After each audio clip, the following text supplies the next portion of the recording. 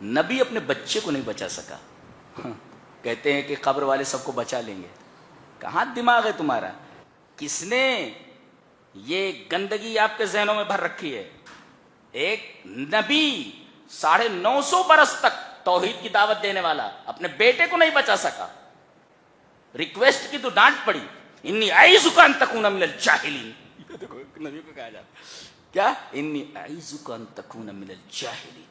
میں تمہیں نصیحت کرتا ہوں کہ تم جاہلوں میں سے نہ ہو جاؤ. یہ ڈانٹ پڑ رہی ہے باپ کو. اللہ جب فیصلہ کر لے تو اس کے فیصلے میں کوئی دخل اندازی نہیں کر سکتا. یہ ہمارا رب ہے. یہ ہمارا رب ہے. ام الکتاب میں جو چیز لکھ دی گئی ہے اس کے اندر کوئی تغیر اور تبدیلی اور چینجنگ نہیں ہوتی. اسی کے بارے میں نبی کریم صلی اللہ علیہ وسلم فرمایا رفعت الاقلام وجفت الصحف. قلمیں اٹھا لی گئیں اور صحیفے سوکھ گئے.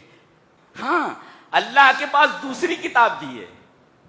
اس میں کوئی چیز لکھتا ہے تو چاہتا ہے تو بدل دیتا ہے اور چاہتا ہے نہیں بدلتا ہے. جیسے اس میں لکھا ہوا ہے کہ اگر آدمی یہ دعا کرے گا تو میں دوں گا, دعا کرے گا تو دوں گا, نہیں کرے گا نہیں دوں گا.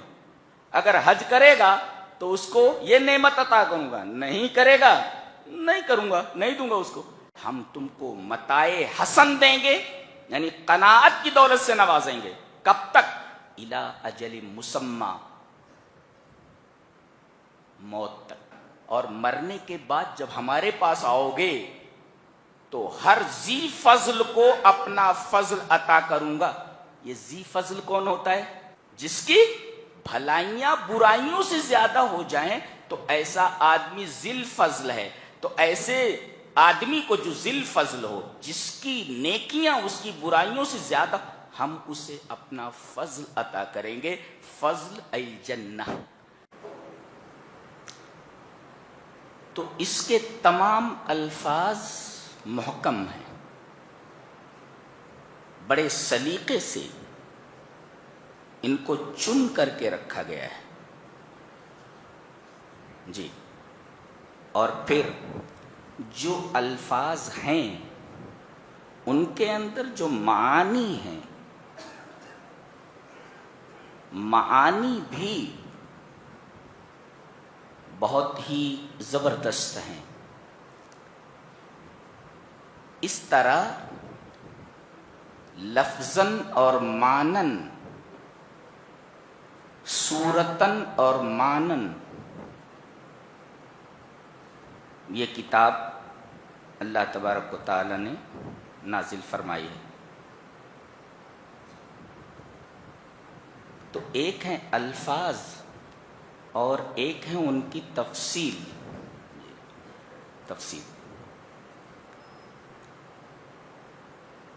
تو احکمت آیات ثم فصلت من لدن حکیم خبیر.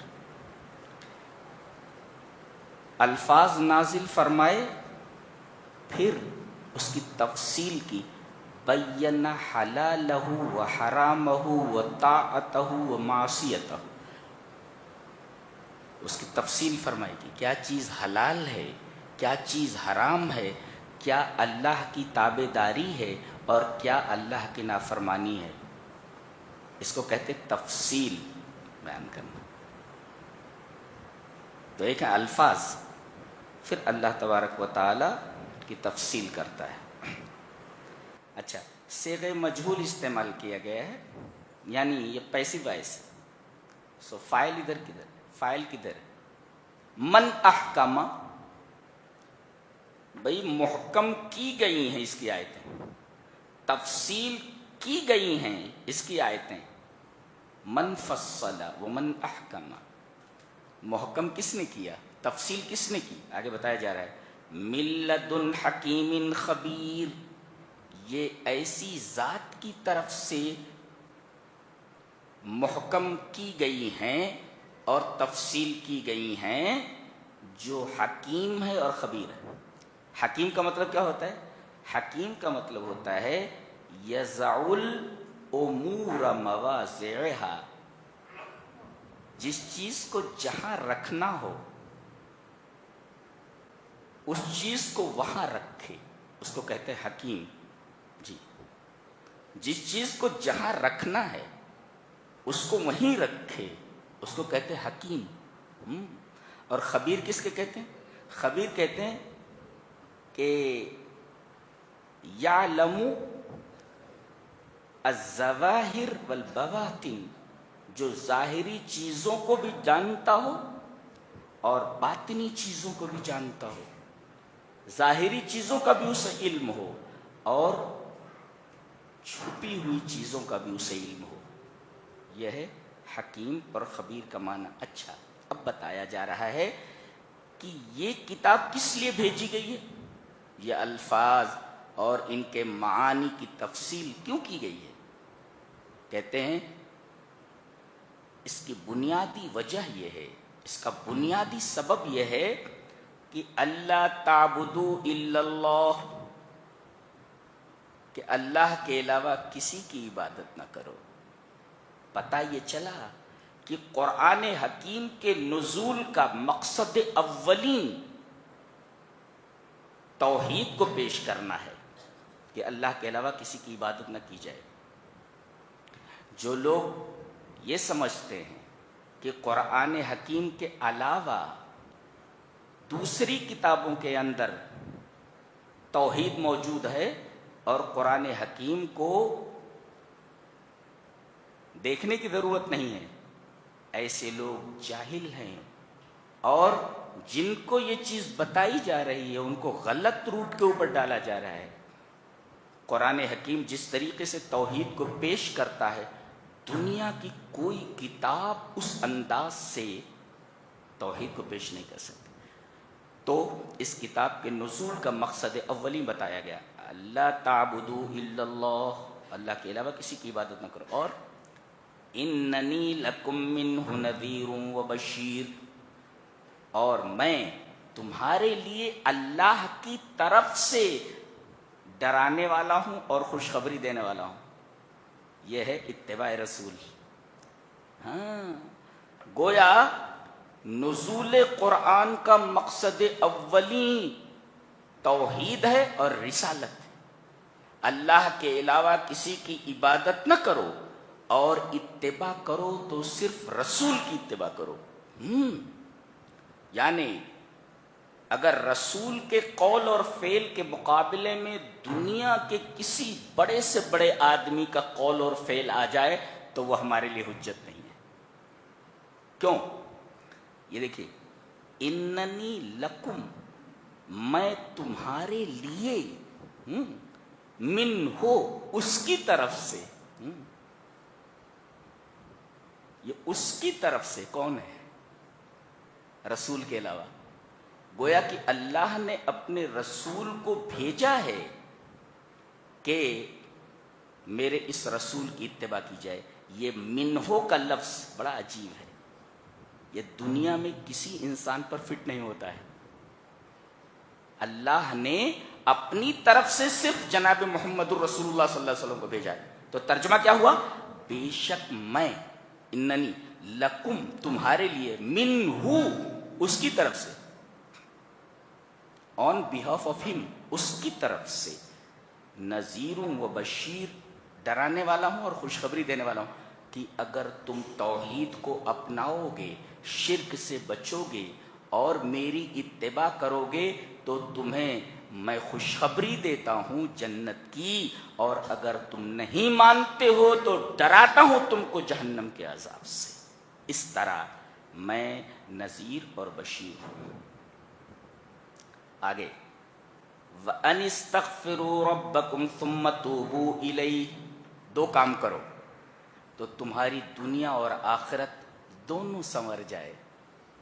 پہلی چیز، اللہ سے، اپنے رب سے اپنے گناہوں کی معافی مانگو۔ وَأَنِ اسْتَغْفِرُوا رَبَّكُمْ ثُمَّ تُوبُوا إِلَيْهِ، پہلے آیا استغفار، پھر اس کے بعد آیا توبہ۔ تو ایک مفسر لکھتا ہے، استغفروا من الصغائر وتوبوا من الکبائر، چھوٹے چھوٹے گناہوں سے اللہ تبارک و تعالیٰ سے معافی مانگو، اور جو بڑے بڑے گناہ ہو گئے ہیں رو رو کر اللہ تبارک و تعالیٰ سے توبہ کرو۔ چھوٹے گناہوں کے لیے استغفار اور بڑے گناہوں کے لیے توبہ۔ اس وجہ سے استغفار اور توبہ کو ایک ساتھ ذکر فرمایا گیا ہے. جی اچھا، ایک نقطہ اور ہے کہ الاستغفار سبب للوصول الى المغفرہ. استغفار یہ اللہ کی بخشش تک پہنچنے کا سبب ہے. تو سمجھ میں آیا؟ اور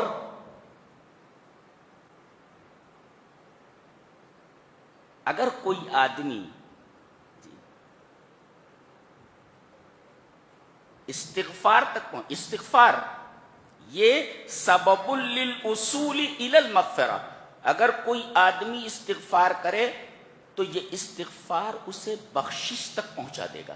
یعنی استغفار آدمی کرے تو وہ بخش دیا جائے گا، یہ ہے. اچھا، پھر استغفار پہلے لایا گیا، جی توبہ کو بعد میں لایا گیا. تو لماذا تقدمت ذکر الاستغفار، یہ استغفار کو پہلے کیوں لایا گیا؟ یہ بتانے کے لیے کہ استغفار یہ مقصود ہے، یعنی گناہوں کی بخشش یہ مقصود ہے، اور توبہ اس کا سبب ہے، جی ذریعہ ہے. اور پہلے غرض مقصود کو رکھا گیا اور بعد میں اس کے سبب کو ذکر فرمایا گیا، یوں لایا گیا. اچھا، اگر کوئی آدمی اللہ سے معافی مانگے اور توبہ کرے، فائدہ بتایا جا رہا ہے. یمتعکم متاعا حسنا الی اجل مسمی، اجل مسمی کا مطلب موت تک میں تمہیں متاع حسن سے نوازوں گا. جی متاع حسن تمہیں ملے گا. یہ متاع حسن کیا ہوتا ہے؟ ایک مفسر لکھتا ہے القناعۃ بالموجود وترک الحزن علی المفقود. جو ہے اس پر آدمی مطمئن ہو اور اس کے پاس جو نہیں ہے اس پر اسے غم نہ ہو. دیٹ از کالڈ متاع حسن. یہ دولت جس کو مل جائے کہ جو اس کے پاس ہے اس کے اوپر وہ سیٹسفائیڈ ہو، اور جو نہیں ہے اس پر غم نہ کرے کہ مجھے نہیں ملا وہ میں دکھی ہو جاؤں. ہاں، تو یہ چیز اللہ عطا کرنے والا ہے اس کو. یمتعکم متاعا حسنا، اور یہ بہت بڑی دولت ہے. قناعت کی دولت دنیا کی سب سے بڑی دولت ہے، ورنہ آدمی کا پیٹ کہاں بھرا ہے؟ نبی کریم صلی اللہ علیہ وسلم نے ارشاد فرمایا کہ اگر ابن آدم کو 2 وادیاں سونے کی مل جائیں تو لبتغى ثالثا، تو تیسری بھی چاہے گا کہ وہ وادی بھی مل جائے. ارے 2 وادیاں بھر کر سونا مل گیا ہے، اب تیسری کائے کے لیے چاہ رہا ہے. گویا کہ انسان کے اندر اللہ تبارک و تعالی نے مال کی خواہش ایسی رکھی ہوئی ہے. ہاں، تو کہیں جا کر اس کی تمنا ٹھہرتی نہیں ہے. اس کی ایک آرزو پوری ہوئی نہیں کہ دوسری آرزو اس کے سامنے سر اٹھا کر کھڑی ہو جاتی ہے. یہ بھی ہونا چاہیے، یہ بھی ملنا چاہیے، وہ بھی ملنا چاہیے، اور زندگی بھر حیران و پریشان رہتا ہے.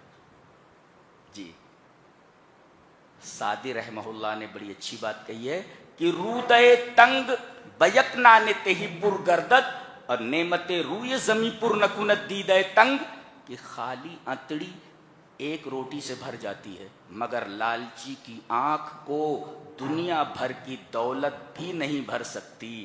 تو یہ لالچ بڑی خطرناک چیز ہے. خالی انتڑی ایک روٹی سے بھر جاتی، لیکن لالچی کی آنکھ کو پوری دنیا کی دولت مل کر کے نہیں بھر سکتی. رودا کہتے ہیں انتڑی کو فارسی میں. رودے تنگ بیک نانے تہی پر گردد، نعمت روئے زمیں پر نکونت دیدے تنگ. تو اللہ جسے قناعت کی دولت عطا کر دے کہ جتنا ملا ہے اس پر سیٹسفائیڈ ہو جائے، مطمئن ہو جائے، اور جو کچھ نہیں ملا ہے اس پر غم نہ کرے. یہ اتنی بڑی دولت ہے کہ اس سے بڑی دولت اور کوئی نہیں ہو سکتی. تو اللہ فرما رہا ہے ہم تم کو متاع حسن دیں گے، یعنی قناعت کی دولت سے نوازیں گے. کب تک؟ الی اجل مسمی، موت تک، پیدائش سے لے کر موت تک. اچھا، اور کیا؟ وَيُؤْتِ كُلَّ ذِي فَضْلٍ فَضْلَهُ.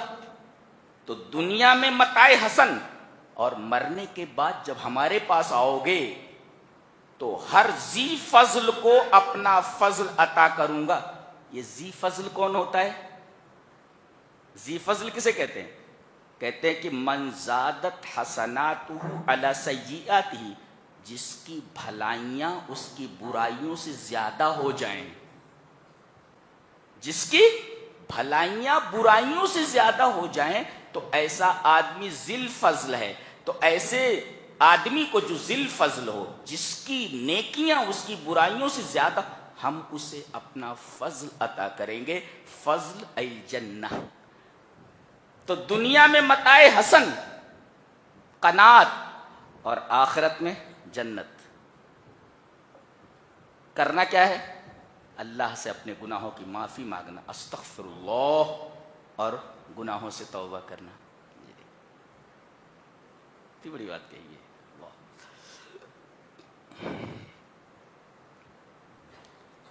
اب بتایا گیا کہ آدمی سیدھے ٹریک سے ہٹتا کیوں ہے؟ پتا کیسے؟ بتایا گیا کہ روزی نہ ملنے کی وجہ سے اس کی خواہش کے مطابق آدمی پٹری سے ہٹ جاتا ہے. دیکھیے آیت کریمہ، دیکھیں ہم اس پر بحث کرنا چاہیں گے. وَمَا مِن دَابَّةٍ فِي الْأَرْضِ إِلَّا عَلَى اللَّهِ رِزْقُهَا. زمین میں جتنے بھی چلنے والے جاندار ہیں، سب کی روزی ہمارے ذمہ ہے.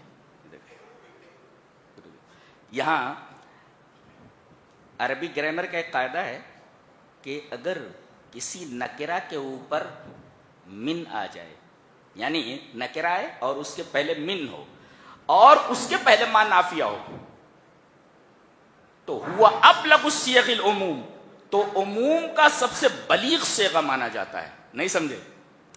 مطلب اس کا یہ ہوا کہ کوئی بھی زمین پر چلنے والا جاندار اس کے باہر نہیں ہے. ایون معمولی ایک جرثومہ، ایک چھوٹا سا کیڑا، وہ بھی اس میں داخل ہے. یعنی ہم کیڑوں تک کو ان کا رزق پہنچاتے ہیں.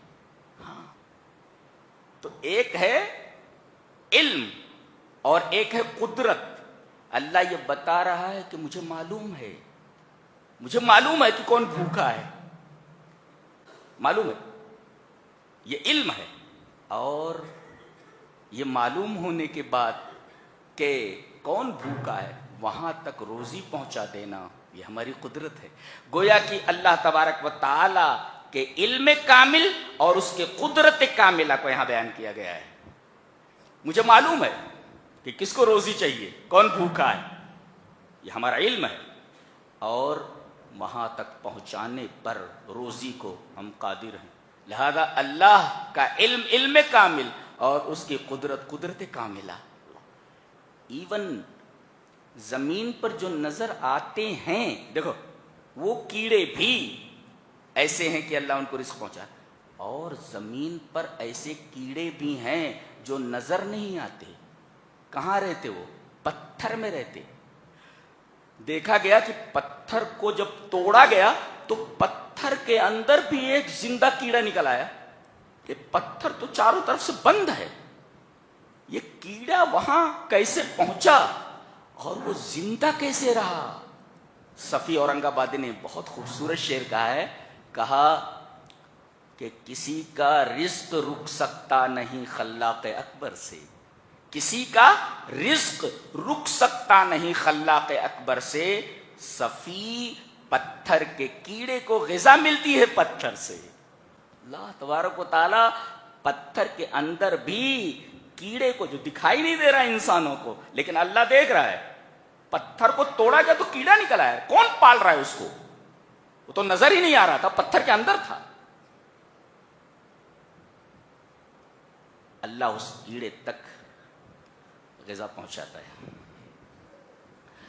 یہ جو شعر میں نے صفی اورنگ آبادی کا پڑھا ہے، اس نظم کا ایک اور خوبصورت شعر ہے.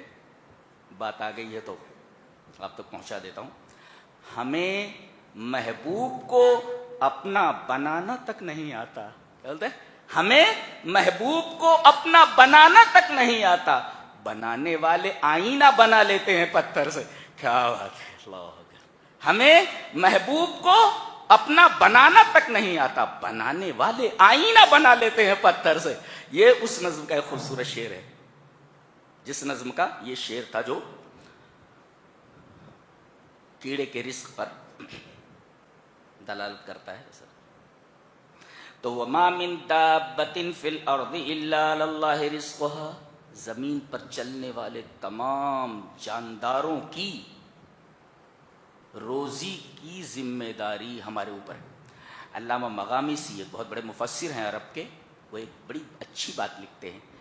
کہتے ہیں کہ اللہ پر کوئی چیز لازم نہیں ہے، کوئی چیز اس کے اوپر واجب نہیں، کوئی چیز لازم نہیں ہے. یہ جو لازم کرنا ہے، ہذا الزام فضل لا الزام واجب. اللہ تبارک و تعالی اپنی مہربانی کی وجہ سے اس کو اپنے اوپر لازم کر لیتا ہے، اس کے اوپر واجب نہیں ہے. بندوں پر مہربانی کی وجہ سے اپنے اوپر اس کو لازم کر لیتا ہے، ورنہ کوئی اس کے اوپر کوئی چیز لازم نہیں کر سکتا. تو مختار ہے وہ، اسے مجبور نہیں کیا جا سکتا کہ یہ تمہیں کرنا ہی ہے.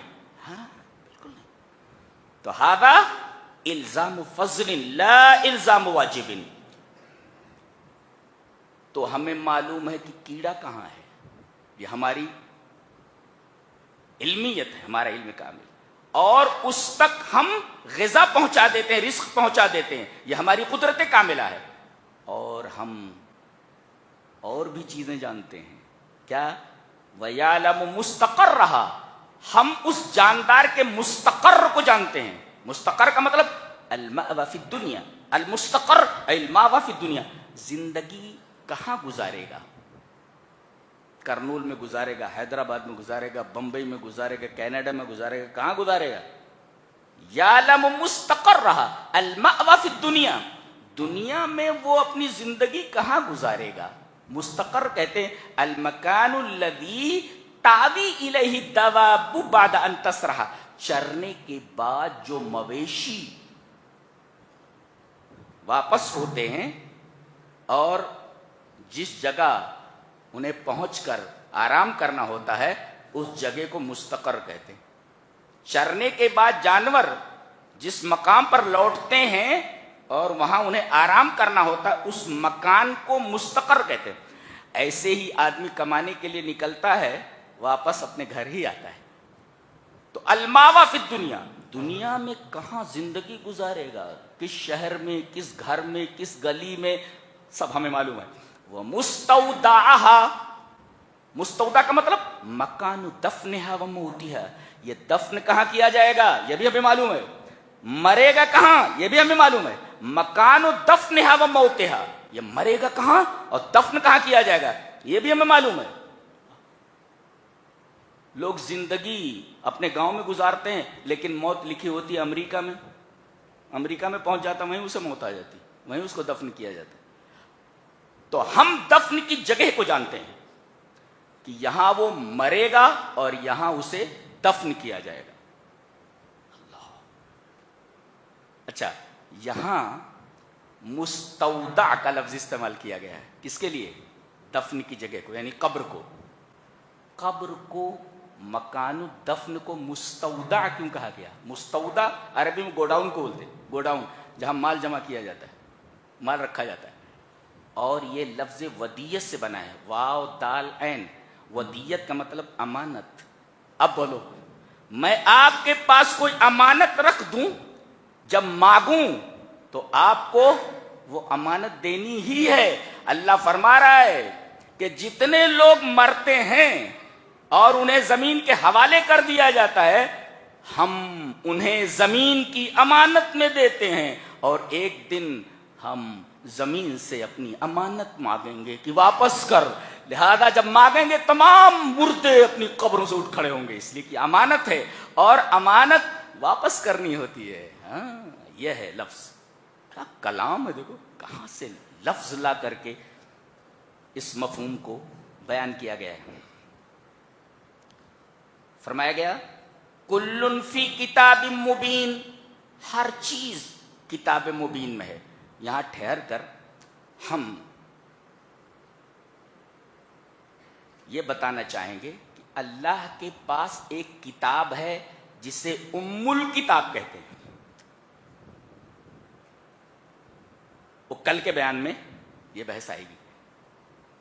13ویں پارے سورہ رعد کے اندر اس کا بیان ہے. وَعِندَهُ يَمْحُ اللَّهُ مَا يَشَاءُ وَيُثْبِتُ، اللہ جو چاہتا ہے باقی رکھتا ہے، جو چاہتا ہے مٹا دیتا ہے. وَعِندَهُ أُمُّ الْكِتَابِ، اور اس کے پاس ایک کتاب ہے جس کا نام ام الکتاب ہے. یہ ام الکتاب کیا ہے؟ صالح المقامسی کہتے ہیں کہ ام الکتاب هو اللوح المحفوظ. ہاں، لوح محفوظ کو ام الکتاب کہتے ہیں. تمام کتابوں کی ماں، جیسے سورہ فاتحہ پورے قرآن کی ماں. تو ام الکتاب کیا؟ لوح محفوظ. اور یہ نقطہ بتا رہے ہیں وما فی ام الکتاب لا یغیر ولا یبدل. ام الکتاب میں جو چیز لکھ دی گئی ہے اس کے اندر کوئی تغیر اور تبدیلی اور چینجنگ نہیں ہوتی. اسی کے بارے میں نبی کریم صلی اللہ علیہ وسلم فرمایا رفعت الاقلام وجفت الصحف. رفعت الاقلام وجفت الصحف، قلمیں اٹھا لی گئیں اور صحیفے سوکھ گئے. یعنی لوح محفوظ میں جو باتیں لکھ دی گئی ہیں وہ چینج نہیں ہوتی، وہ بدلتی نہیں ہیں. ہاں، اللہ کے پاس دوسری کتاب بھی ہے، اس میں کوئی چیز لکھتا ہے تو چاہتا ہے تو بدل دیتا ہے اور چاہتا ہے نہیں بدلتا ہے. جیسے اس میں لکھا ہوا ہے کہ اگر آدمی یہ دعا کرے گا تو میں دوں گا، دعا کرے گا تو دوں گا، نہیں کرے گا نہیں دوں گا. اگر حج کرے گا تو اس کو یہ نعمت عطا کروں گا، نہیں کرے گا نہیں کروں گا، نہیں دوں گا اس کو. تو دوسری کتابیں ہیں جن کے اندر تبدیلی ہوتی رہتی ہے، لیکن ام الکتاب جسے لوح محفوظ کہتے ہیں، اس کتاب کے اندر کوئی تبدیلی نہیں ہوتی. تو ایک کتاب تو وہ ہے جس کے اندر کوئی تبدیلی نہیں. اس کے علاوہ دوسری جو کتابیں ہیں ان کتابوں کے اندر تبدیلی ہوتی رہتی ہے. جیسے کہتے ہیں لا يرد القضاء الا الدعاء، تقدیر کو کوئی چیز نہیں ٹال سکتی سوائے دعا کے. جی، تو اس کا مطلب ہوا کہ یہ ایسی کتاب میں یہ بات لکھی ہوئی ہے جس کے اندر تبدیلی ہوتی رہتی ہے. یہ آگے بڑھتے ہیں. وَهُوَ الَّذِي خَلَقَ السَّمَاوَاتِ وَالْأَرْضَ فِي سِتَّةِ أَيَّامٍ وَكَانَ عَرْشُهُ عَلَى الْمَاءِ. دیکھو یہاں پر پہلے یہ بتایا گیا کہ آسمانوں اور زمینوں کو بنایا، پیدا کیا اس نے. اچھا، کتنے دنوں میں؟ فی ستۃ ایام، 6 دنوں میں. وَكَانَ عَرْشُهُ عَلَى الْمَاءِ، اس کا عرش پانی پر تھا. پتہ یہ چلا کہ زمینوں اور آسمانوں کو پیدا کرنے سے پہلے اللہ نے عرش کو پیدا فرمایا ہے اور پانی کو پیدا فرمایا ہے اور اپنے عرش کو پانی کے اوپر رکھا ہے. یہ بات معلوم. اللہ نے زمینوں اور آسمانوں کی تخلیق سے پہلے عرش کو پیدا فرمایا. عرش مخلوق ہے. اچھا، اور پانی کو پیدا فرمایا اور عرش کو پانی پر رکھا. وَكَانَ عَرْشُهُ عَلَى الْمَاءِ، اس کا عرش پانی پر تھا.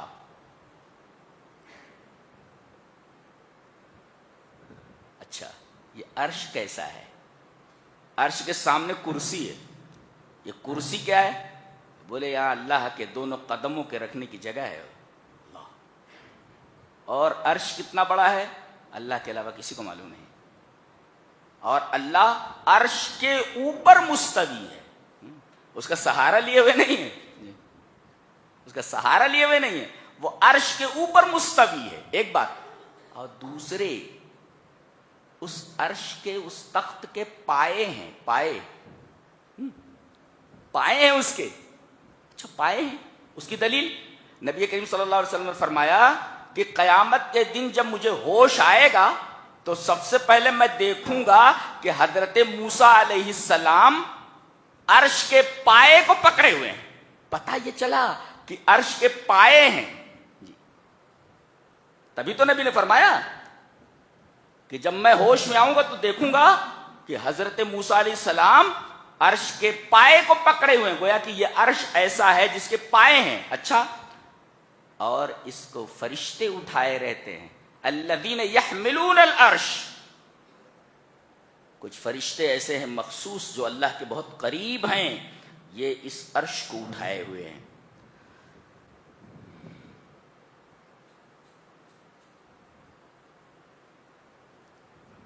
ان تمام معلومات کو ذہن میں رکھ کر کے آگے بڑھیں. اللہ فرما رہا ہے کہ صبر کی دو قسمیں ہیں.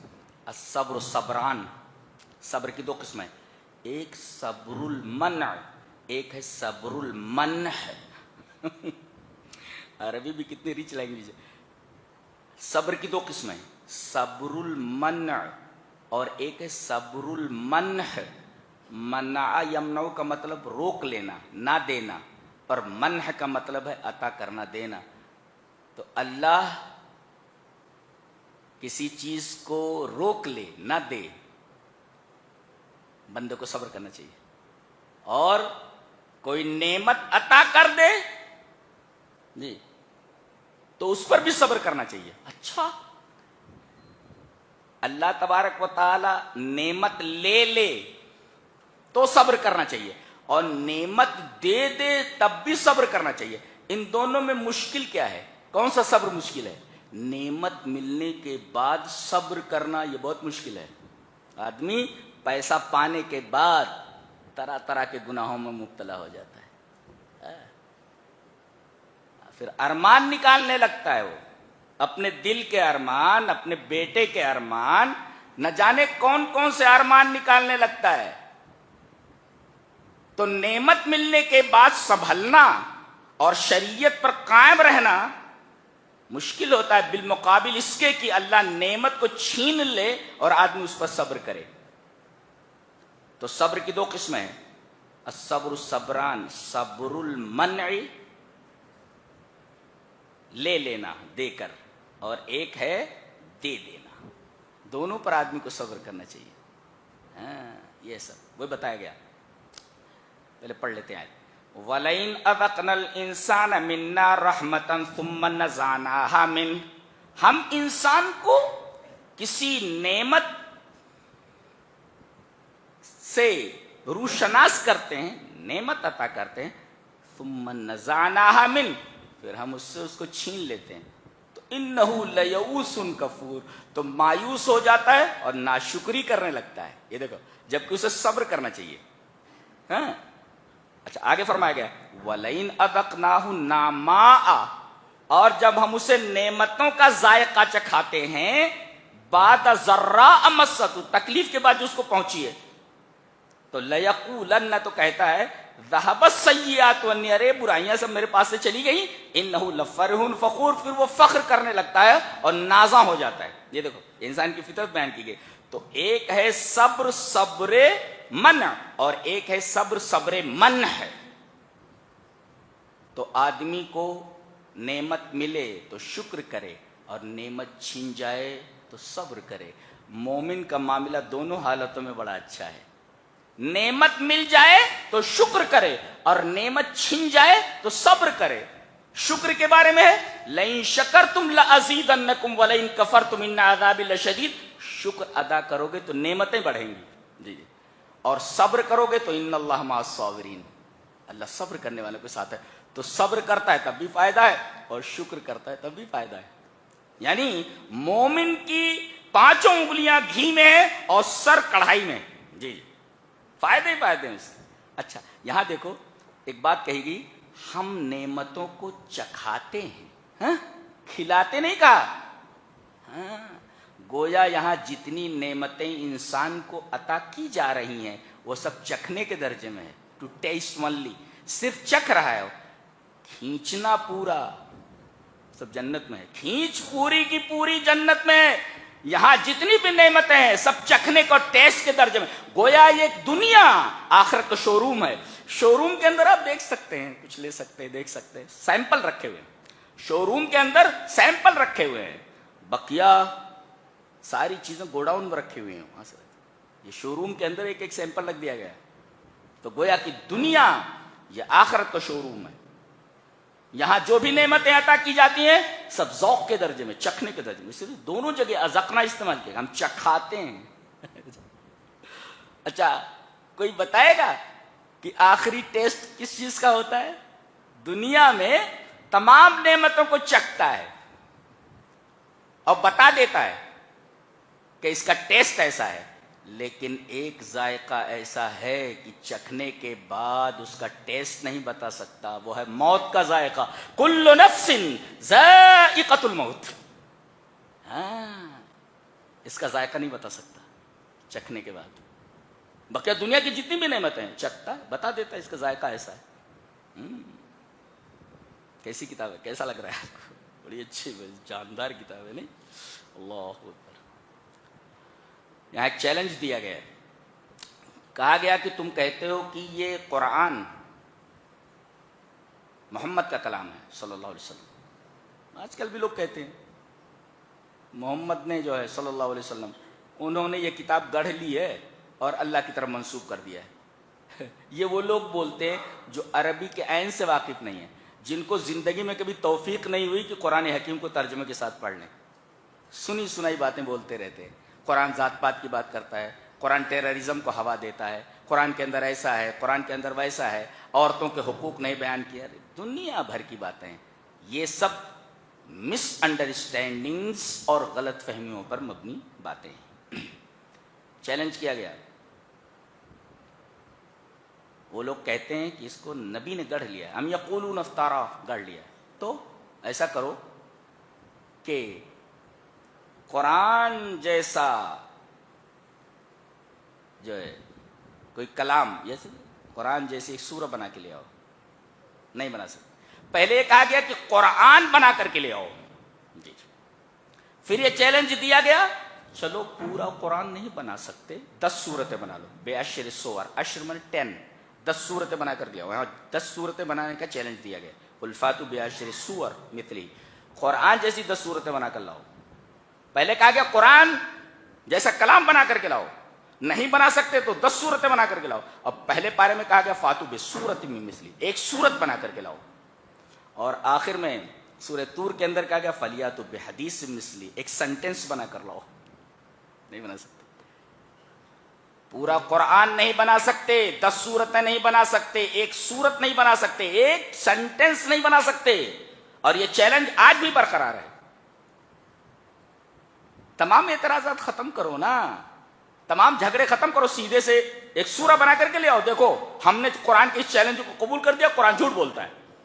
ہمت ہے, اوقات ہے, بنا کر بتاؤ. دوسری باتیں چھوڑو, مدے پر آؤ. مدعا یہ ہے کہ قرآن اگر یہ اللہ کا کلام نہیں ہے تو تم ایک جملہ بنا کر کے لاؤ.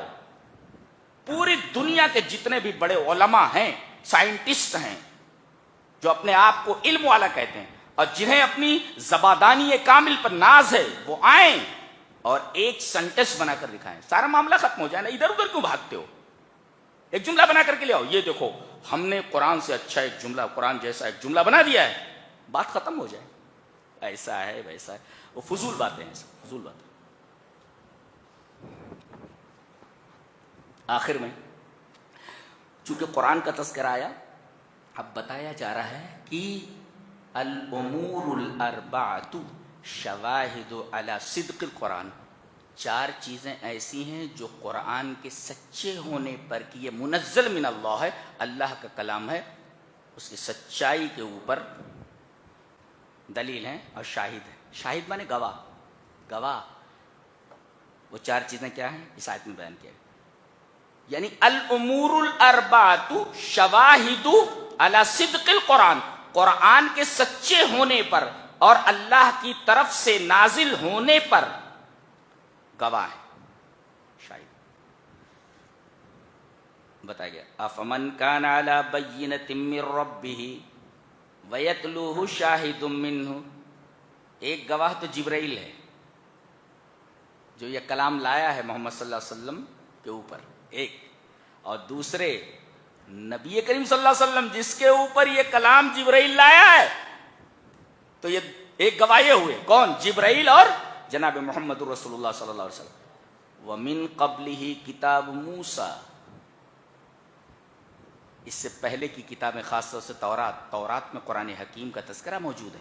ہاں، اور یہ نقطہ یہیں رکھ لو، تمام نازل شدہ کتابوں میں قرآن حکیم کے بعد سب سے افضل کتاب تورات ہے، اور انبیاء بنی اسرائیل کا سب سے معزز نبی موسیٰ ہے۔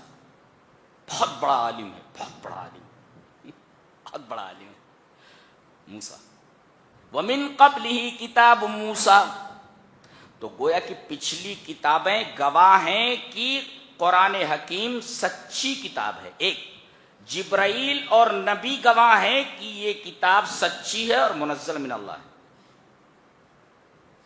اور تیسرے، فطرت سلیمہ، اگر آدمی کی فطرت فاسد ماحول میں رہ کر خراب نہ ہوئی ہو اور اس کی فطرت سلیم ہوئی، تو ایسا معلوم ہوگا جیسے قرآن کی ہر آیت اس کی فطرت کی آواز ہو۔ گویا کہ فطرت، اور وہ بھی فطرت سلیمہ، گواہ ہے کہ یہ کلام اللہ کا کلام ہے، یہ کسی انسان کا کلام نہیں ہو سکتا۔ اور چوتھا گواہ خود قرآن ہے۔ اس کی گواہی کیسی ہے؟ اس کی گواہی ایسی ہے کہ اس طرح اس کو محکم کیا گیا ہے، ابھی بتایا گیا، محکم ایسا کیا گیا ہے، دیوار بنائی گئی ہے، اینٹیں رکھی گئی ہیں، کوئی اینٹ ٹیڑھی نہیں ہے اور کہیں سوراخ نہیں ہے۔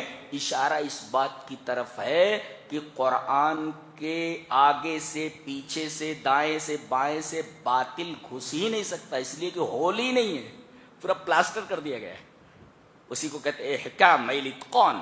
جی اللہ اکبر، قرآن حکیم کا اعزاز ہے اس کا، اس اعزاز کو اعجاز کی وجہ سے ہم مانتے ہیں۔ قرآن معزز ہے اس لیے کہ معجز ہے۔ اس کی گفتگو کا جو انداز ہے عام گفتگو سے بالکل الگ ہے۔ اس کو سمجھنے کے لیے پورا سبجیکٹ پڑھایا جاتا ہے، جس میں کم ہی لوگ تھورو ہوتے ہیں۔ بلاغت اس کو بولتے ہیں، جس کے 3 شعبے ہیں، علم المعانی، علم البیان، علم البدیع۔ علم البدیع میں کہیں محسنات لفظیہ سے بحث ہوتی ہے، کہیں محسنات معنویہ سے، اور کیسی صنعتیں ہیں۔ صنعت تکرار، دیکھو صنعت تکرار میں ہم لوگوں نے پڑھا تھا، پتا پتا، بوٹا بوٹا، حال ہمارا جانے ہے، جانے نہ جانے گل ہی نہ جانے، باغ تو سارا جانے ہے۔ یہ ہے صنعت تکرار۔ دیکھیں صنعت تکرار، پتا پتا، ریپیٹ ہے، بوٹا بوٹا، جانے نہ جانے، اس کو کہتے ہیں صنعت تکرار۔ جی، اور اس طریقے کی ہزاروں صنعتیں ہیں۔ ایک صنعت اور سنا دیتا ہوں جس کو کہتے ہیں صنعت تضاد۔ جو آ کے نہ جائے وہ بڑھاپا دیکھا، جو جا کے نہ آئے وہ جوانی دیکھی۔ جو آ کے نہ جائے وہ بڑھاپا دیکھا، اور جو جا کے نہ آئے وہ جوانی دیکھی۔ اللہ، جوانی یہ اللہ کی بہت بڑی نعمت ہے۔ نوجوانوں کو چاہیے کہ اپنی جوانی کا ایک ایک لمحہ دین کے لیے وقف کریں۔ اللہ تبارک تعالیٰ جوانی کے ایک ایک لمحے کے بارے میں پوچھنے والا ہے۔ کیا بات ہے؟ تو گویا کہ 4 امور یہاں ایسے ہیں جو قرآن حکیم کی سچائی کے اوپر شاہد ہیں۔ جبرائیل اور نبی، ایک لا رہا ہے اور ایک کے اوپر لا رہا ہے، اور دوسرے پچھلی کتابیں، خاص طور سے تورات۔ نمبر 3، فطرت سلیمہ۔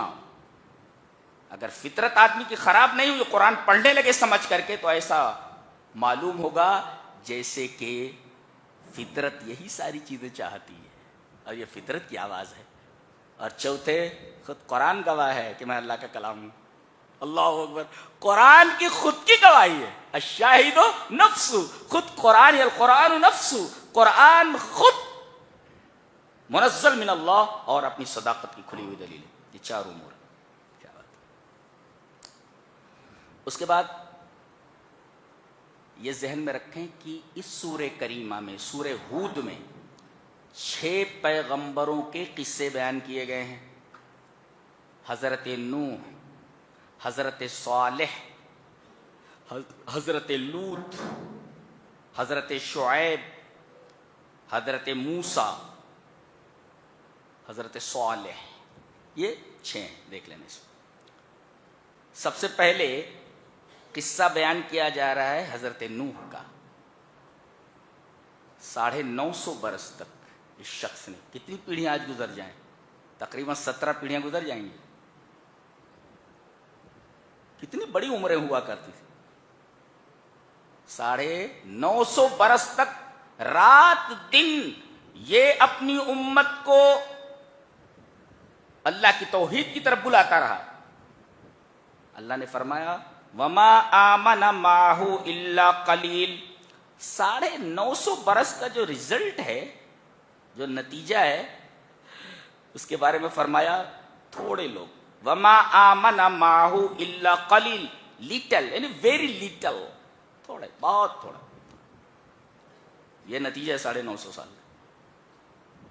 اور اس قدر شرک ان کی رگ رگ میں بس گیا تھا کہ توحید ان کی سمجھ میں نہیں آتی تھی۔ گویا کہ یہ شرک ان کی جین میں، ان کے ڈی این اے میں گھس چکا تھا، داخل ہو چکا تھا، ان کے ڈی این اے میں گھس گیا تھا۔ 950 برس تک یہ شرک کو پالے رہے اپنے دلوں میں، یہاں تک کہ شرک ان کے ڈی این اے میں اور ان کی جین میں داخل ہو گیا۔ تبھی تو نوح کی دعا ہے کہ اللہ رب لا تذر علی الارض من الکافرین دیارا انک ان تذرہم یضل عبادک ولا یلدوا الا فاجرا کفارا۔ یہ شرک تو ان کے جین میں گھس گیا ہے، ان سے پیدا ہوں گے تو وہی مشرک ہی پیدا ہوں گے، لہذا روئے زمین پر ان کا ایک بھی آدمی بچنا نہیں چاہیے۔ کتنی خوفناک دعا ہے۔ اللہ تبارک تعالی نے فرمایا ٹھیک ہے تو ایک کشتی بنا لو، جو تھوڑے بہت لوگ ایمان لائے ہیں، کچھ جانور وانور ہیں سب اس میں رکھ لو، اس لیے کہ ہم پانی کا عذاب ڈالنے والے ہیں ان کے اوپر۔ پانی کا عذاب آیا، سب ڈوب کر مر گئے، اور جتنے کشتی پر سوار تھے تھوڑے سے، ان کی اولاد ہم ہیں، یہ جو بیٹھے ہوئے ہیں، ہاں ہم انہی کی اولاد ہیں۔ کتنے مقدس لوگ تھے وہ جو کشتی پر سوار تھے۔ ذریۃ من حملنا مع نوح انہ کان عبدا شکورا۔ اللہ، ہم انہی کی اولاد ہیں جو بچے ہوئے تھے، ایمان والے تھے۔ یہ تو بیٹھے ہوئے ہیں آپ لوگ، اور دنیا کے تمام لوگ سب انہی کی اولاد ہیں جو کشتی میں بچ گئے تھے، ایمان لانے والے، جن کے بارے میں اللہ نے ایک چھوٹے سے جملے میں ارشاد فرمایا وما آمن معہ الا قلیل۔ آپ پر بہت تھوڑے لوگ ایمان لائے، اب یہ جو بچ گئے تھے ان کی اولاد ہے ہم لوگ۔ ایسے مقدس لوگ تھے وہ، جن کو ایک جملے میں بیان کیا گیا، حیرت ہے۔ اچھا، بتایا جا رہا ہے کہ پانی بڑھنے لگا، لوگ اپنے آپ کو بچانے کے لیے گھروں کے اوپر چڑھ گئے، درختوں کے اوپر چڑھ گئے، پانی بڑھتا رہا، اور یہ کشتی پانی میں تیرنے لگی۔ حضرت نوح نے پکارا سب کو جو ایمان والے تھے، وقال ارکبوا فیہا بسم اللہ مجریہا ومرساہا۔ اللہ اکبر، بتایا گیا کہ کوئی بھی کام شروع کرو اللہ کے نام کے ساتھ شروع کرو، چلو سوار ہو جاؤ اللہ کا نام لے کر۔ وقال ارکبوا بسم اللہ مجریہا ومرساہا، یہ اللہ کے نام سے چلے گی اور اللہ کے نام سے ٹھہرے گی۔ دیکھو، یہ پہلی کشتی بنائی گئی ہے روئے زمین پر جو موجوں کے درمیان چل رہی ہے۔ موجیں کیسی؟ کل جبال، لائک ماؤنٹینس، پہاڑوں کی طرح ہیں. لیکن یہاں تواضع دیکھیے ایک نبی کی. کہہ رہا ہے کہ بسم اللہ کہہ کر کے سوار ہو جاؤ, اللہ کا نام لے لو, اللہ کے نام سے چلے گی, اللہ کے نام سے یہ ٹھہرے گی. ٹائٹینک ایک جہاز بنائی گئی تھی جی.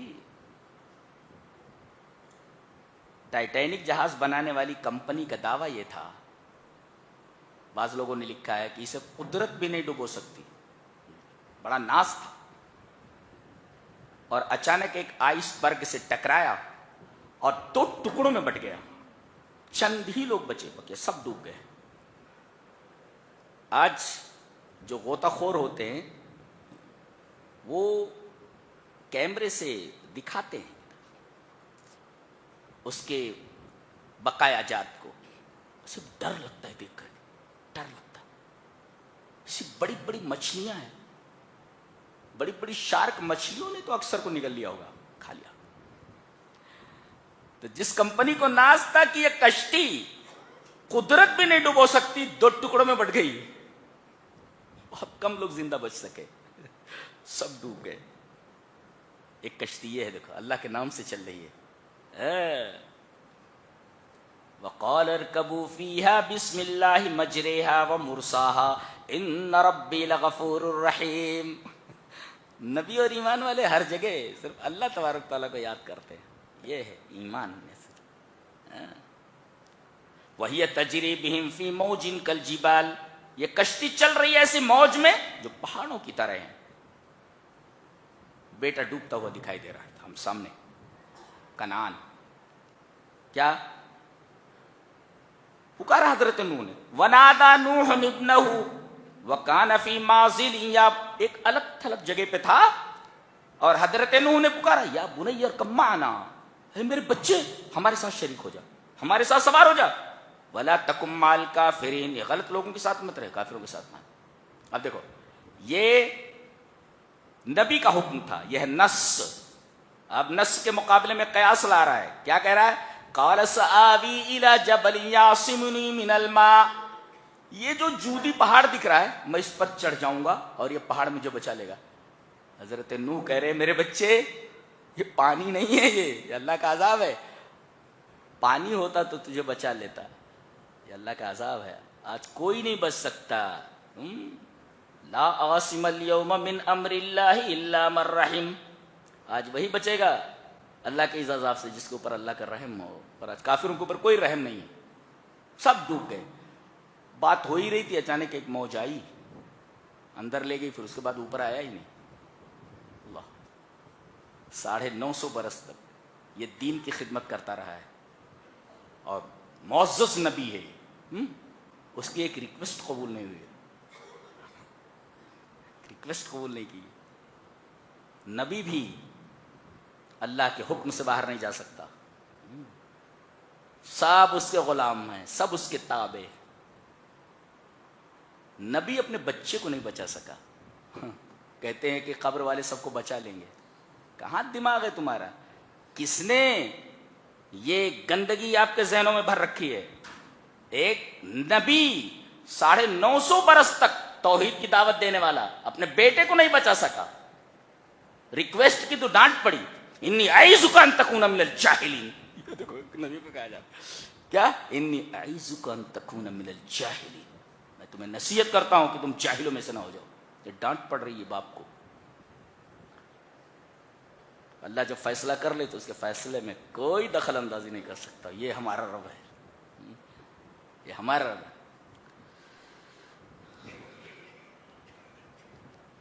جو ایمان لائے ان کو بچا لیا گیا, جو انکار پر قائم رہے صفحہ ہستی سے حرف غلط کی طرح مٹا دیا گیا.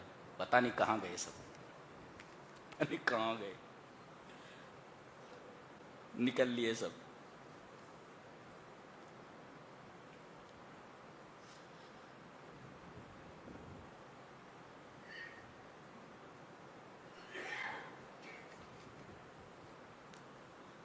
اس سورہ کریمہ کی جو تھیم ہے, بنیاد ہے, تدور علی ثلاثۃ محاور, یعنی 3 ایکسس کے اوپر گھومتی ہے, 3 محور ہیں جس کے اوپر یہ پوری سورہ گھومتی ہے جی. اور یہ تینوں چیزیں زندگی میں لانا ضروری ہے، فرض ہے، بتایا گیا۔ فاستقم کما امرت ومن تاب معك ولا تطغوا انه بما تعملون بصير ولا تركنوا الى الذين ظلموا فتمسكم النار وما لكم من دون الله من اولیاء ثم لا تنصرون۔ اللہ غور سے دیکھیں، اس لیے کہ ہمیں وہ تینوں چیزیں اپنی زندگی میں لانی ہے۔ سو لسن ٹو می اٹینٹیولی، غور سے دیکھیں مجھے۔ فاستقم، صراط مستقیم پر جمے رہو۔ ایک فاستقم اے فاستقم علی الصراط المستقیم، جمے رہو، اس سے ہٹنا نہیں، اور دوسروں کو اس راستے پر آنے کی دعوت دیتے رہو۔ ایک چیز ہوئی صراط، یہ استقامت ہے۔ چلیے استقامت کی تعریف حضرت عمر نے کیا کی ہے، قال عمر، حضرت عمر نے فرمایا کہ فاستقم علی الامر والنہی ولا تروغ روغان الثعلب، کہ اللہ نے جو حکم دیا ہے اور جس سے منع کیا ہے اس کے اوپر جم جاؤ، اس پر استقامت برتو، جو حکم دیا ہے کرو، منع کیا رک جاؤ۔ تو ان تقوم علی الامر والنہی، امر اور نہیں، ڈو اینڈ ڈونٹ، ان دونوں کے اوپر جمے رہو، do it and don't do it, ان دونوں کے اوپر جمے رہو، دیٹ از کالڈ امر اور نہیں، برابر۔ تو do it and don't do it, اس کے اوپر جمے رہو اور اس کی طرف لوگوں کو بلاتے رہو۔ ایک اور آگے فرمایا وَلَا تَرُوغُ رَوْغَانَ الثَّعْلَبِ، لومڑی کی طرح چکما دے کر بھاگو نہیں، بہت سارے ہوتے ہیں ایسے، کبھی کبھی لومڑی کی طرح چکما دے کر بھاگ جاتے ہیں، مصیبت آتی ہے تو لومڑی کی طرح چکما دے کر۔ یہاں فرمایا گیا don't act cunningly as a fox, لومڑی کی طرح چالاکی سے کھسکنے کی کوشش مت کرو، یعنی don't be evasive like a fox, یعنی ویسے کھسک مت جاؤ چکما دے کر کے، جمے رہو اس کے اوپر۔ تو ایک تو یہ فاستقم کما امرت، امر اور نہیں کا خیال رکھو، do it and don't do it, اس کے اوپر جمے رہو اور اس کی طرف لوگوں کو دعوت دو، یہ ہے فاستقم۔ اور کیسا، کما امرت، اے ہمارے حبیب جیسے ہم نے آپ کو حکم دیا ہے، اپنی مرضی سے نہیں کرنا ہے، بلکہ اب نبی یعنی کتاب اللہ اور سنت جس انداز سے کرنے کا، ڈو اٹ کو کیسے کریں گے آپ، اس کو کرو کیسے، جیسے اللہ نے بتایا، جیسے رسول نے بتایا۔ ڈونٹ ڈو اٹ، کیسے نہیں کرنا ہے، کما امرتا، جیسا کہ اللہ اور اس کے رسول نے نہ کرنے کے لیے کہا ہے۔ ہاں یہ چیز معلوم ہے۔ ایک اچھا،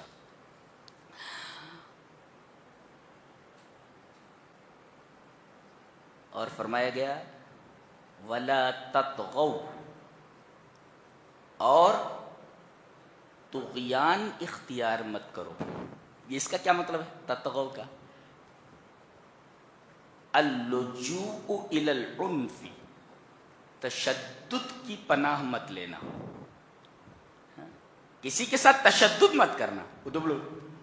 قرآن تشدد کی بات کرتا ہے، لوگوں کی گردنیں مار دینے کا حکم دیتا ہے۔ ارے بھائی یہاں کہا جا رہا ہے کہ ولا تطغوا، یعنی لا تلجا الی العنف، تشدد کی پناہ مت لو، کسی کام میں تشدد مت برتو۔ دیکھو یہاں ٹیررزم کا ویسے ہی رد ہو گیا، منع کیا گیا ہے، تشدد آپ نہیں کر سکتے۔ ولا تطغوا، لا تلجؤ یا لا تلجا الی العنف، عنف مانے تشدد، تشدد کی طرف مت جاؤ۔ امر اور نہیں پر جمے رہو، لوگوں کو دعوت دیتے رہو، اور کسی بھی معاملے میں زندگی کے تشدد مت اختیار کرو، نرمی اختیار کرو۔ دو اور تیسرے ولا ترکنوا الی الذین ظلموا، اور ظالموں کی طرف مت جھک جاؤ۔ کبھی کبھی ایسا ہوتا ہے آدمی مجبور ہو جاتا ہے، اور مجبور ہونے کے بعد کسی نیتا کی پناہ میں چلا جاتا ہے، کسی ظالم کی پناہ میں چلا جاتا ہے. جانتے ہیں کسی کی پناہ میں چلے جانا، ظالموں کی طرف جھک جانے کا مطلب ہے فقدان الہویہ، اپنی شناخت کھو دینا. آپ کی ایک شناخت ہے، آپ ظالم کے ساتھ مل گئے تو آپ کی شناخت کھو گئی. تو ظالموں کے ساتھ ملنا نہیں ہے، ظالموں کی طرف جھکنا نہیں ہے، اور ان کے ساتھ کسی بھی طریقے کی کوئی رواداری نہیں رکھنی ہے، ان کے ساتھ آپ کو نہیں رہنا ہے. وَلَا تَرْكَنُوا إِلَى الَّذِينَ ظَلَمُوا. یہ 3 چیزیں آپ کو اختیار کرنی ہے. پھر سے دیکھو، صراط مستقیم، do it and don't do it. صراط مستقیم پر، امر اور نہیں کے اوپر جمے رہو، لوگوں کو اس کی طرف دعوت دو. ایک، اور جیسے کرنے کے لیے کہا گیا کما امرتا ویسے کرو، اور نہ کرنے کے لیے جیسے کہا گیا ویسے نہ کرو. کیفیت اللہ اور اس کے رسول سے لینا ہے. دوسرے، ولا تطغوا، زندگی کے کسی معاملے میں آستین مت چڑھاؤ. میں تجھے دیکھ لیتا ہوں بولے تھا، آئی ول سی یو، دیکھتا ہوں میں تجھے، دے رہا. یہ آستین نہیں چڑھانا. لا تلجا الی العنف، اس سے بڑے مسئلے خراب ہو جاتے ہیں. آدمی وہی کام نرمی سے کر لے تو بہت سارے سماجی مسائل حل ہو جائیں. آدمی نے کوئی بات سنی اور آستینیں چڑھانے لگا، معاملہ یہی خراب ہو جاتا ہے. کتنی بہترین تعلیم دی گئی، ولا تتقوا لا تلجا الی العنف، تشدد اختیار مت کرو، اور ظالموں کی طرف جھک مت جاؤ. اللہ، چاہے وہ آپ کا بیٹا ہی کیوں نہ ہو. بیٹا ظالم تھا، دعا کی بچانے کے لیے، دعا ریجیکٹ کر دی گئی. یہ جتنے بھی پیغمبر آپ دیکھیں گے ان کی زندگیوں کے اندر 6 پیغمبروں کا تذکرہ اس سورہ میں کیا گیا، اور 6 پیغمبروں کی زندگی میں یہ تینوں چیزیں موجود ہیں: استقامت اور عدم طغیان اور عدم رکن الی الذین ظلموا. جی اللہ اکبر. یہ 3 چیزیں ہماری زندگیوں میں آنا چاہیے. آگے ایک اور حکم دیا گیا ہے، اقم الصلاۃ، نماز پڑھو، واصبر، اور صبر کرو. ایک مفسر اس پہ لکھتا ہے کہ ان الاوامر افردت للنبی صلی اللہ علیہ وسلم فاستقم اصبر اقم الصلاۃ. جہاں کرنے کا حکم دیا گیا ہے وہاں نبی کریم صلی اللہ علیہ وسلم کو تنہا خطاب کیا گیا ہے. آپ صبر کیجئے، آپ نماز قائم کیجئے، آپ استقامت برتیے. لیکن جب کہا گیا لا تطغوا، سرکشی مت کریں آپ، اور ولا ترکنوا الی الذین ظلموا، تو اس میں خطاب امت کو کیا گیا ہے، نبی کو خطاب نہیں کیا گیا. اس لیے کہ نبی کہاں طغیان کرتا ہے، نبی سے کہاں سرکشی سرزد ہوتی ہے. یہاں یہ بڑی بات ہے کہ الاوامر افردت للنبی صلی اللہ علیہ وسلم والمنہیات جمعت للامہ. اور جہاں کسی چیز کو منع کیا گیا، جیسے نہ کرو نہ کرو نہ کرو، تو اس میں امت کے لیے جمع لایا گیا ہے. لا تطغوا، نبی کو خطاب نہیں کیا گیا. یہاں مقام رسول معلوم ہوتا ہے کہ نبی کریم صلی اللہ علیہ وسلم کی کیا عظمت ہے اللہ کی نگاہ میں، اور ہمیں نبی کریم صلی اللہ علیہ وسلم سے کتنا پیار کرنا چاہیے، کتنی محبت کرنی چاہیے. بتایا گیا اللہ نے منع کرنے والا جو خطاب تھا وہ آپ کی طرف نہیں کیا ہے، صرف امر کا خطاب آپ سے کیا ہے. اس کے بعد سورہ یوسف شروع ہوتی ہے. یہ سورہ آگے چلی جا رہی ہے جس پر ہم کل بحث کریں گے. اس سورہ میں آپ دیکھیں گے کہ یہ ایک بہترین قصہ ہے، احسن القصص، جو ایک خواب سے شروع ہوتا ہے اور خواب کی تعبیر پر ختم ہو جاتا ہے. 12 بیٹے ہیں، ان میں سب سے خوبصورت یہی ہیں، کون؟ حضرت یوسف. انہوں نے خواب دیکھا تھا اور باپ نے کہا کہ میرے بچے یہ خواب بھائیوں سے مت بیان کرنا، کسی سے بیان مت. کیا مطلب؟ بعض لوگ اتنے حاسد ہوتے ہیں کہ آدمی کی ملی ہوئی نعمت تو چھوڑو، آدمی کے خوابوں سے حسد کرتے ہیں. یہ نکتہ رکھو ذہن میں کہ اتنا اچھا خواب کیسے دیکھا اس نے. ایسے بھی حاسد پائے جاتے ہیں کہ آدمی کو ملی ہوئی نعمتیں ان پر تو حسد کرنا تو ایک طرف، آدمی کے اچھے خوابوں سے بھی آدمی حسد کرتا ہے. عجیب بات ہے. اچھا ہے، یہ بڑے پیار سے بول رہے ہیں حضرت یوسف. اذ قال یوسف لابیہ یا ابتی، ابو ابو بول رہے ہیں. مفسرین نے لکھا ہے کہ ماں باپ کو جب خطاب کرو، بات کرو، تو بڑی نرمی اور بڑے پیارے لہجے میں بات کرو. ان سے ڈانٹ کر بات نہیں کرنا ہے. والدین کے ساتھ جب بات کرو تو بڑے ادب کے ساتھ، بڑی نرمی کے ساتھ بات کرو. تم کو اجازت نہیں ہے اونچی آواز سے بات کرنے کی، اور بڑے پیارے انداز میں بات کیجیے. ابو بڑی محنتوں سے پالا ہے انہیں تمہیں، کیا کیا نہیں کیا ہے باپ نے تمہارے لیے. ہاں؟ اور ماں وہ تو ایک عجیب مخلوق ہے. ماں اپنی محبت ظاہر کر دیتی ہے، باپ ظاہر نہیں کرتا. باپ ظاہر نہیں کرتا اس محبت کو. ایک سایہ دار درخت بن کر کے دھوپ سہتا رہتا ہے، مگر اپنے بچوں کو دھوپ نہیں لگنے دیتا. بہت عظیم نعمت ہوتا ہے باپ، عظیم نعمت ہوتا ہے. وہ ایسا ہوتا ہے اسے سب معلوم ہوتا ہے بیٹے کو کیا چاہیے، اس کے انتظام میں لگ جاتا ہے، بولتا نہیں ہے. ماں اپنی محبت کا اظہار کر دیتی ہے، باپ اپنی محبت کا اظہار نہیں کرتا. میں نے کہا بھی تھا کہ بچے کا فون آیا ہے، کہیں پڑھ رہا ہے، ماں نے فون اٹھایا ہے، بات کر رہا ہے، باپ پیچھے کھڑا ہو کر سن رہا ہے. بولے بیٹے سے بول دو پیسہ بھیج دیتا ہوں، ٹینشن مت لے. باپ، ان دونوں میں فرق یہ ہے کہ ماں اپنی محبت ظاہر کر دیتی ہے، باپ اپنی محبت ظاہر نہیں کرتا. لہذا آپ کیسے ان سے اسی آواز میں بات کر سکتے ہیں؟ حضرت یوسف کو دیکھیے، یہ قال یوسف لابی یا ابتی، اے ابو. ہاں بیٹا بولو. پہلے میں نے دیکھا ہے کہ 11 ستارے ہیں اور چاند اور سورج ہیں، مجھے سجدہ کر رہے ہیں. ارے لا تقصص، اے میرے بچے یہ خواب اپنے بھائیوں سے بیان مت کرنا. لا تقصص رویا کا لائق. قصہ چل پڑا ہے یہ.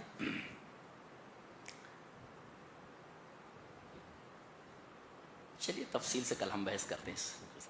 یہ تھا 12ویں پارے کا خلاصہ. اللہ ہمیں نیک عمل اور اچھی سمجھ کی توفیق عطا فرمائے. وآخر دعوانا ان الحمد للہ رب العالمین.